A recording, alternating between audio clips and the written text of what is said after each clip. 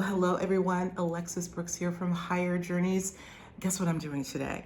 Thought it would be a good day to do a little bit of conscious commentary. I haven't done it for a while, so as I was in the shower, and that's a key word today, shower, and I'm going to explain why in a minute, I had a bit of an epiphany and I said, I think today would be a good day since we haven't done any long form shows in a couple of weeks and probably won't be doing them until the first of the year. Maybe what I'll do is a little bit of a talking head video, giving you a sense. First of all, I want to give you a technique that I have been using that I want to share with you, having to do with something that I just mentioned, water. So that's what we're going to talk about today. I think you're going to like it. But before we do, it is the winter solstice. We are recording this on Wednesday, December 21st. I believe the solstice comes in for us here on the East Coast around 4:30-ish p.m. But in any case, happy winter solstice wherever you may be on this little blue planet. Speaking of winter solstice, just a quick little message. We're doing a bit of a winter solstice celebration in the form of a sale. Many of you know that I launched the Higher Journeys Conscious Academy about a year ago now. Can't believe it. It's been a year. And so what I decided to do for 72 hours only, we're going to do a super sale. All 6 workshops that we've done are going to be available for almost the price of like less than 2. It's great. I just want to put that out there for you. We'll have a link. That's not what this show is about, not what this segment is about, but hear from great people that I know and love and have been in my life for quite some time that have much to share, like Cynthia Sue Larson, PMH Atwater, Robin McClendon, Whitley Strieber, Barry Littleton, and Dylan Charles, our most recent contributor to the Academy, where we talk about ascension principles, spiritual sovereignty, emotional sovereignty, all sorts of things. There's a lot of material there, over 17 hours, and of course you get lifetime access. So just want to give you a heads up. That launches today. As soon as I finish this, I'm going to go and get the wheels pumping so I can have this available for you. So by the time you see this, it will in fact be available. Okay, now on with my message for you, and I think you're going to like it. It has to do with affirmation. Now, there's a lot of techniques, a lot of how-tos about intention setting and affirmation. And I do feel that there is definitely power in not only the written word, but especially the spoken word.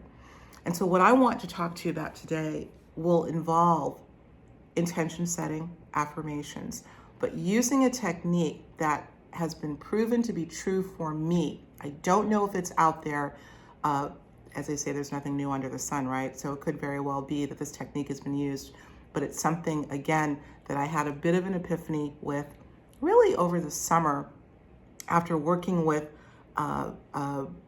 some techniques that I had been using, including pendulum dowsing, another conversation for another time, but some techniques that I really wanted to just try to practice to see how effective they were for me and how I could sort of hone the process or the practice for myself. So without further ado, I want to tell you what's going on. Well, before I do, I want to share something with you. Let's go back to the winter solstice for a moment, because there is indeed something magical, it seems, about whenever the seasons are turning. There's a shifting. Obviously, the planets are shifting. The sun, the solar cycle is shifting drastically. As we know, this is the shortest day of the year, the longest night, and then we go up from there. We should say downhill from there, because it gets hopefully a little bit easier because the days get a little bit longer. But the winter solstice, I'm going to read something for you that I found, and why I think that this is a magical time and probably the most apropos time to use your affirmations. But indulge me. Let me read this to you. It says, the winter solstice is the shortest day of the year, with the sun at its lowest and weakest. In the northern hemisphere, it usually occurs around December 21st. In pagan Scandinavia, the winter festival was the Yule, celebrated by burning the hearth fires of the magically significant Yule log. In the Celtic Druid culture, the winter solstice was celebrated by hanging sacred mistletoe over a doorway or in a room to offer goodwill to visitors. Germanic tribes decorated a pine or fir tree with candles and tokens. The Inca held midwinter ceremonies at temples that served as astronomical observatories like Machu Picchu. Romans celebrated this event with Saturnalia, a festival of merrymaking and decorating their homes and temples with holly and evergreens. Also popular was the exchange of small gifts thought to bring luck on the recipient. In the 4th century AD, Christian authorities in Rome attempted to eliminate the pagan festivities by adopting December 25th as Christ's birthday. The effort was never completely successful, and eventually many winter solstice customs were incorporated into Christmas observances. Now, this is from, I want to give a shout out to spiritualhumanism.org. So the bottom line is, this is something that's been acknowledged by cultures throughout history, that being the solstice, particularly the winter solstice, seen as a time of what I call a metaphysically potent time. I think they were probably feeling that it was the same thing and really tried to utilize this very short window of time to manifest, to intend by exchanging pleasantries, exchanging gifts, exchanging words, kind words. So let's segue into where I'm going with this. And this has to do with affirmations. Let's talk about affirmations. What are they? Affirmations are a set of words that one says consciously in order to bring about a shift, a change, a result. We've heard about them before. You know, obviously The Secret, the now famous documentary, The Secret, really promoted the use of not just spoken or written affirmations, but vision boards, etc. So we know that there is something to this. There's so many theories on how they work, why they work, and how they should be used. But I want to give you a technique today that I have been using that has been extremely powerful. And here's the secret. The secret is water. The secret is water. Now, what do I mean? Now, a lot of y'all out there, many of the journeyers, you've done your research, you know about the, let's just call it the magic of water. How water, as science has shown, some scientific experiments, has the ability to both be structured. That means that when something comes in that can influence, say sound is an example, a body of water, whether it's a cup of water or even an ocean, that it can actually be changed. Its structure can actually change according to the input. But also water holds memory. I look at water, good old H2O, as a carrier wave. Very, very powerful. We know the work of the late Masaru Emoto, who did these incredible, although controversial, experiments on freezing water. He had a method that he used where he could flash freeze water right after certain words were spoken, either words of hate or words of love. And as is well known, words of love that were spoken came out, and after frozen, came out in these extraordinarily beautiful symmetrical designs, whereas the words of hate, in whatever form they were used, would make these very erratic, asymmetrical, ugly geometric formations. Okay, but that's only one example. You know, I'm going to tell you very quickly about an experiment that I did quite a few years ago now, after I had interviewed David Sarita. He's done a lot of work with water and also with the, let's call it the physics of sound. And he had a recording of the sound of the sun that he was able to obtain, I believe, from NASA. And I was able to get a hold of that sound. And I wanted to try a little bit of an experiment, kind of a crude experiment, but just to see what effects sound, particularly the sound of the sun, would have on water. Now, rather than go into that, I'm going to put a link to an article that I did that's actually fascinating, something that you can try as well. But the bottom line is, guys, when you influence water with particularly sound, it changes the structure of the water, shown to be true. It also holds the memory of whatever is, in this case, spoken into the water. And I feel that energetically it is a carrier wave. It has a certain frequency. When it's infused with certain sounds, has the ability to carry that message, whatever it is, into what I call the ether or the field. Now, here's the bottom line. I've got some notes here. I'm doing a little bit of a cheat sheet because there are a few things I wanted to share with you.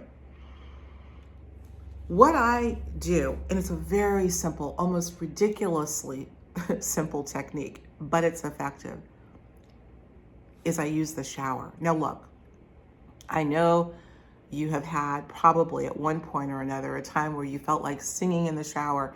And isn't it crazy how when you're singing in the shower, your voice sound, I mean, you could sound like Whitney Houston in the shower. When you sing normally, you can barely do karaoke. You know what I mean. For some reason, when we're in the shower, everything that we do is magnified. Our voice sounds better. And I emphasize using voice because it's such a powerful thing. Our vocal cords, our voice box is very, very, notice that I'm hoarse today because I've been doing a lot of talking. So mine is not at its best. But being in the shower and it's not only using our voice, but have you ever noticed that when you're in the shower, you have ideas, inspirations? I know I can remember one that I had back in the, I want to say late 90s, when I was working for a broadcast company in New York City, and I was working with a client and was dumbfounded about a business situation that I was in that I just could not find a solution to. The moment I went in the shower, and I wasn't even at the time thinking about this particular scenario, something just popped into my head. I went with it, and needless to say, it helped really kind of launch my position in that particular role at that company, that broadcast company at the time. Anyway, there's something powerful about water. And so here's the secret that I have for you that I would love for you to try. It has worked for me. When you're in the shower in the morning or whenever you take a shower, I want you to come up with an affirmation. There are many that are written, but I think it's important to come up with something on your own, something that is short and sweet and impactful, something that means something to you. Obviously, something that you're looking to manifest, whether it's a scenario, just acknowledging good health and happiness, whatever it may be, joy, better relationships, becoming better, whatever. But it's important that you come up with it. You speak into the shower. Literally let the water from the shower head fall on your lips as you're speaking. Now, we're not done yet. The second thing I want you to do is once you come up with this affirmation, put it into a rhyme. There's got to be, I love rhyming. As a matter of fact, I wrote a whole article on the energetic power of rhyming that you can find on the website. I'll put a link to that as well. There's something in the spoken word, guys, and we know this is replete throughout history. Old cultures have used it for incantation. Wicca and other, particularly pagan cultures, have used the power not only of words and certain sequences of words, but rhyming to spell cast. It can be used for, not so great malevolent purposes, but it can also be used for powerful purposes. And so in addition to coming up with my affirmations, I rhyme. I take something very short, something that you can obviously recall, and I repeat it 3 times as a rhyme, speaking into the water, letting the water fall literally onto my face and my lips. The third thing I do as I'm speaking and rhyming is I'll add a little song to it. Singing, music, joy. It evokes joy, because here's the 5th element. I think there were 4. Here's another element, and really I would say the final element in all of this. You're not just reciting, you're feeling. Emotion is also a carrier wave. I've talked about this many times. When you use emotion, not use emotion, but when you feel what you're saying, you can almost feel it in your gut. You feel it in your belly, and it feels good. So as you're saying, I am healthy, wealthy, happy, whole, and strong. And that's one I use, by the way. I am healthy, wealthy, happy, whole, and strong. I use my fist, strong, and I smile, and I feel it. Now, that doesn't rhyme, but that's just one example of really kind of getting into it, right? You're really, really putting the reality, not of what you're hoping for, but the state of being that you are accepting into your life. That, coupled with the water, is doing what? You've got your vocal cords that are literally structuring the water. That water, being a carrier wave, along with the emotion, is going into, as some theorists believe, what we call the field, whether it's the Akashic, the morphogenic, I always get this wrong, Rupert Sheldrake, I sometimes call it the morphic field, the divine field, the 0 point. And even though after the words are spoken, you can't hear them audibly, they still exist. They've still been written in the Akashic. Repeat it. Here's the other step. Repeat it 3 times. I know Billy Carson has talked about this a lot, and a lot of people feel that affirmations spoken 3 times a day for 21 days will do the trick. I don't know if that's true or not, but I know that repetition definitely has its merit. And so repeating, at least until that which you're looking to manifest comes to pass, and even afterwards, especially afterwards, continue to do it. So that's what I have for you. The other thing I wanted to say is we're talking about coupling your voice with water, 2 very powerful forms of energy. Bringing them together, using the words consciously, using them with emotion, and using them with expectation. And I might add, even though we're looking for something that may not have come into the dense physical world at the moment you're speaking them, you're setting the template for them to do so. I would encourage you to say affirmations that speak more to the present tense than the future tense. You've heard this before, but I do think it's important. I am healthy, wealthy, happy, whole, and strong. That's just one that I use. There's tons of them, but I do urge you to come up, play with it, have fun with it. Come up with something short, write it down, commit it to memory. Use it religiously in the shower and repeat it 3 times, add a rhyme to it. It's kind of fun, freestyle. Sometimes I change it up. Then I add a song and I feel it. And guys, I got to tell you, and one day I'm going to share a story with you on one that I used before we moved into our home that had to do with our home, that I believe helped bring us into the home that you're seeing right now, the new home that we're in. So the other thing you can do, you've heard this before. Yeah, I was going to reach for my glass of water, but it's way over there. I'll leave it. Take a glass of water, speak the affirmation into the water, and drink the water. What's happening there? Well, you know that our bodies are made up primarily of water. For God's sakes, the planet is made up primarily of water. It's all around us. Ingest the affirmation. It will metabolize in your system. Do that over and over again. I don't think you have to overdo it, but I think it's something that needs to be consistent. So there you have it. Winter solstice, a time of magic, and this is how I want to tie all this together. The fact that this is happening, the fact that you might be trying this on or around the winter solstice, which I believe there's a tinge more magic in the air. I don't think it's just fantasy. I think there could be something to it. Metaphysically potent. Try it. Let me know what you think. Let me make sure I got everything in here. I think I did hear, here's another point I want to make. As I was thinking about this, in the shower this morning, when I had this epiphany that I wanted to do this little segment for you, I thought to myself, your word is your deed. I wonder where that came from. Your word is your deed. Speaking to the power of the spoken word. The spoken word. What is a deed? It's a legal document that denotes ownership of something, a home, a piece of land, whatever. But it's also a decision that's made consciously and intentionally, or an act that is done consciously and intentionally. An act that is done consciously and intentionally. Both of these things really, really speak to how strong a deed is. Well, your word, if your word is your deed, I dare say, it's pretty strong, it's pretty powerful. So with that, please be careful what you speak. Make it positive. Make it positive to the best of your ability. I'm not saying don't speak truth. You got to speak truth to power. But at the same time, you want to allow more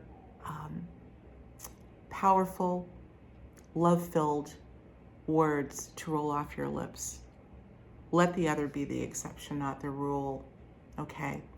I think that's about all. Oh, upcoming guests. I think I mentioned Billy Carson because he is a huge proponent of using affirmations in a certain way. I don't know that we've done a show right just about affirmations, but I think I'm going to invite him back on. I definitely want to talk to him about numbers. He does a lot on his YouTube community tab, I guess you can say, where you can actually just post different things. And he recently did one on repeating numbers, of which you guys know I love to talk about. I think I'm going to invite him back on to talk about that because we haven't talked about that either. But in addition to Billy, he'll be coming up soon. He's a regular guest of ours. Do you know Gene Nolan, or I should say John Nolan, forgive me, John Nolan, from the amazing and courageous YouTube channel Inspired? Well, guess who's coming on our show next month? I think it's the second week in January. John is coming on to talk about some great things. I know he's been getting a little bit of the boot from the venue that we're on right now, and I give him so much praise for his courage in speaking truth to power. So let's pray that he and his lovely wife and their Inspired channel can continue on that venue and others. But he'll be coming on ours to talk about all sorts of things, that some of which he's touched on his show Inspired, some that maybe he hasn't. So stay tuned for that. Okay, I think that's it. I'm going to wrap it up. We're about 20 minutes in. Listen, everyone, go try those affirmations. Happy winter celebration, solstice. Go and check out the sale that we're having. I think it's pretty cool. It's only going to be for 72 hours. So go grab those workshops. And yeah, there'll be more great stuff coming up in the new year. Oh, speaking of new year, we're probably not going to be doing a long form show next week either. I like to take a couple weeks off during the holidays and try to pull it together for the next year. So we'll have some more great guests and be rolling out some bigger and better things. So I'm taking a little bit of a breather and getting ready for that. So if I don't speak to you before then, have a blessed, affirmation-filled holiday season, and tell someone you love them today, will you? Nothing like love. All right, Turniers, I love you. Talk to you soon. Bye. If you enjoyed this episode, be sure to watch what's next, plus more to explore. And don't forget to subscribe to Higher Journeys.